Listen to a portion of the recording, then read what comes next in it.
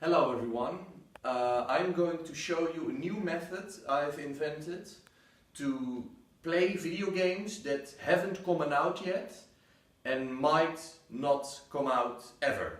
Basically you can just, if you have a lot of games in your house that you don't play often, you can just make new ones. So as an example, I've got Wario Land, the Shake Dimension. This was a kind of an underrated game. It was fully animated, there were no sprites or anything, and it wasn't 3D either. It was kind of like playing inside of a cartoon. It was a really fun game. So we're putting this in the pan. And now I notice we need a bigger pan because Wii games are a whole lot of centimeters or inches if you're American. So we're going to get another pan. Hold on. Should have probably prepared for that, but it's okay. So we got Wario Land, Shake It for the Wii. It's called, I think it has another name in America, but it doesn't matter from what region you are, as long as all the games you're going to use are from the same region. So we're putting this in. And we also got Super Mario 64 for the Nintendo 64, obviously. We're needing this for a Wario game because it's one of the most iconic, here I'll show you, this is one of the most iconic 3D platformers of all time.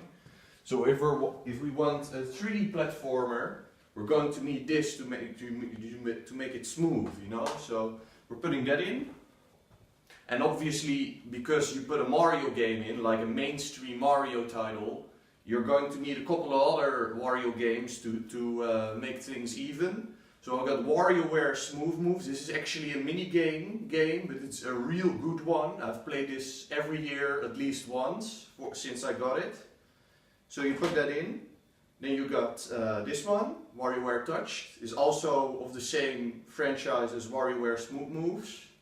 And it's a little smaller, but you're going to need a lot of Wario games. And we have one more we're going to need.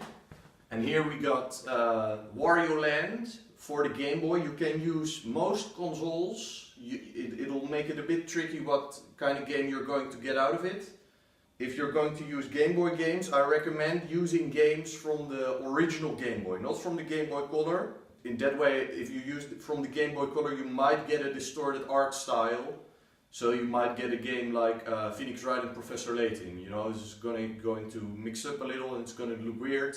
Unless, of course, you like that, because we're all different people. We're putting that in. Okay, so finally we have an egg. This obviously when you're going to cook, whether it's game development or, you know, just making egg. Putting that in. Shell goes along with it, and you close the pan. Put it on the fire. You're gonna need a big fire, because obviously those discs and all those cassettes and whatever. Oh, there's a wrong fire. Okay.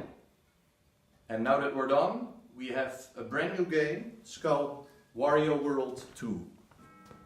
So that way you can just make all the games, you know. This new method, spread it out, guys.